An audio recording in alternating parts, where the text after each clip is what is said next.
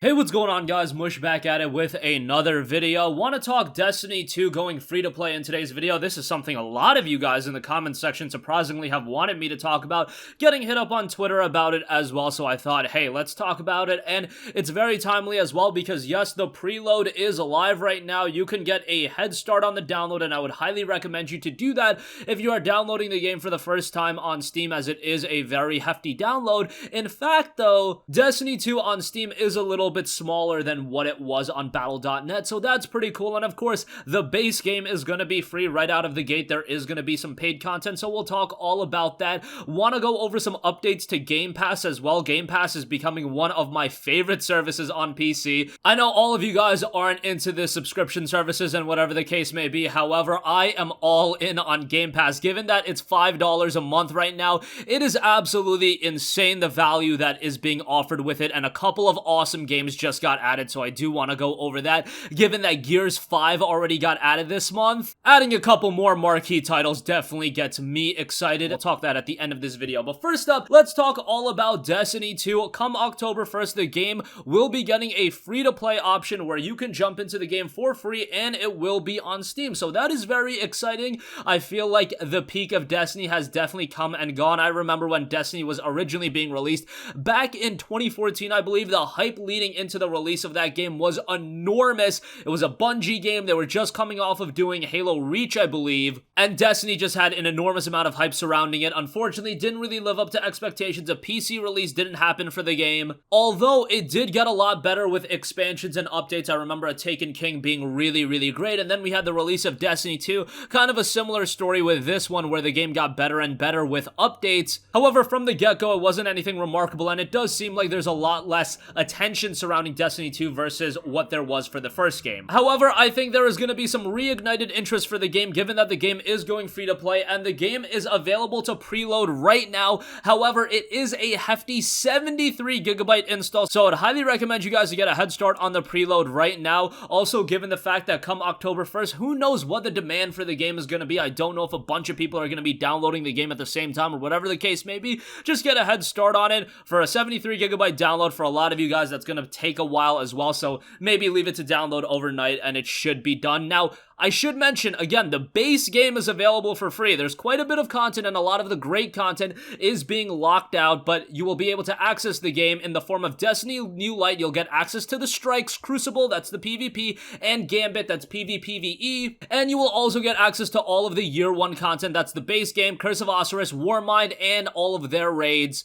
You also get access to all of the patrol zones, European Dead Zone, Nessus, Mars, Mercury, and a lot more on top of that, and all of the annual pass activities. You've got Forges, Reckoning, and more, but not the rewards from those activities, so kind of interesting how they are segmenting out the content. Now, if you do want to invest money into the game, you've got the Forsaken pack, which is going to be $40. That's going to include the Forsaken campaign, Last Wish raid, Year 2 annual pass content. That'll include Scourge of the Pass and Crown of Sorrows raid, Forge weapons, Reckoning, Gambit, Prime weapons, and a couple of other weapons as well. And finally, of course, Destiny 2 on October 1st is coming out with a brand new expansion. That is Shadowkeep. That'll be $35, and that'll give you the Shadowkeep campaign, as well as a season pass to all of the Shadowkeep content. So if you do really want to get into the game, you will have to invest a little bit of money. $75 for the Forsaken content. Shadowkeep is $35. And moving forward, it does look like Destiny is going to use a $10 a la carte system for seasonal content. This is specifically related to a seasonal activity, but this time around, the seasonal activity will end when the season itself ends, and Shadowkeep includes the first season pass of this year, but moving forward,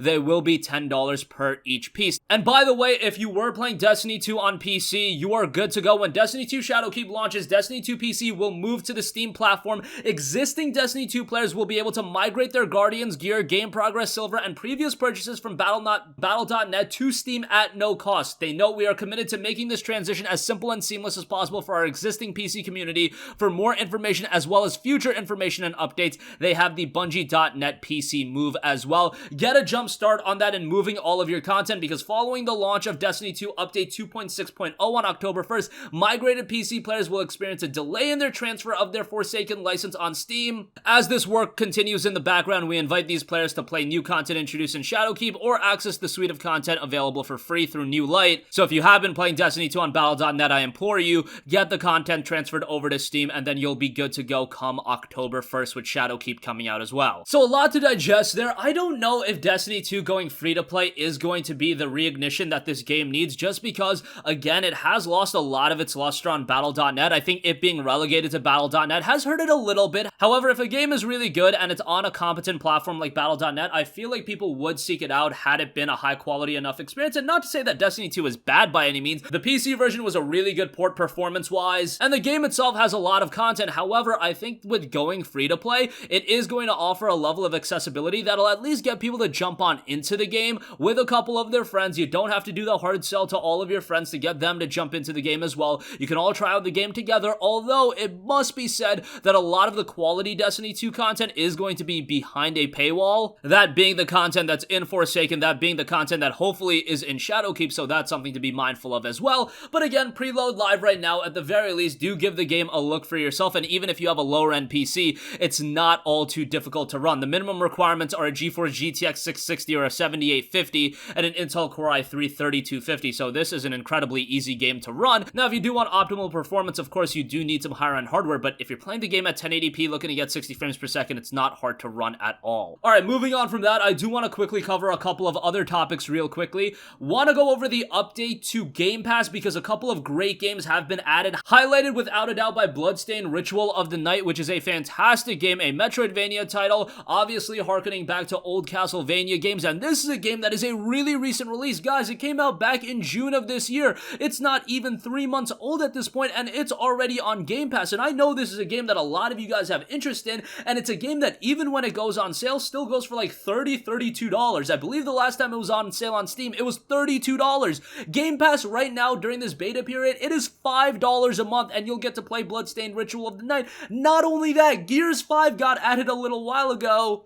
So you've got that in there as well, and the first 2 months of Game Pass with Game Pass Ultimate is just $2. That's the first 2 months. You'll get that for $2. You'll get to play Bloodstained Ritual of the Night. You'll get to play Gears 5. Forza Horizon 4 is on there. Man, that is just so ridiculous. And outside of Bloodstained Ritual of the Night, they also recently added Shadow Warrior 2, which is an awesome game. Highly recommend you guys play that. A substantial improvement upon the first Shadow Warrior title. And a little before Gears 5, they also added a game called Creature in the Well, and that's a game that recently released as well. It dropped on Game Pass the day it came out. On Steam, people did buy it and they really enjoyed it. It has a really interesting premise in there as well. I haven't been able to play it thus far, but that's another newly released title that was added. And of course, next month, Outer Worlds on October 25th, that's going to be added as well. Look, I know a lot of you guys aren't a fan of paying monthly to play these games, and I'm not really digging Uplay Plus. I just don't think it has the repertoire of games that is going to get me really excited. However, Game Pass, on the other hand, right now it's $5 a month. I believe you can still cheese the system and get 3 years for $180. You guys can look up how to do that. I don't want to get into that in this video, but man, the value is absolutely here.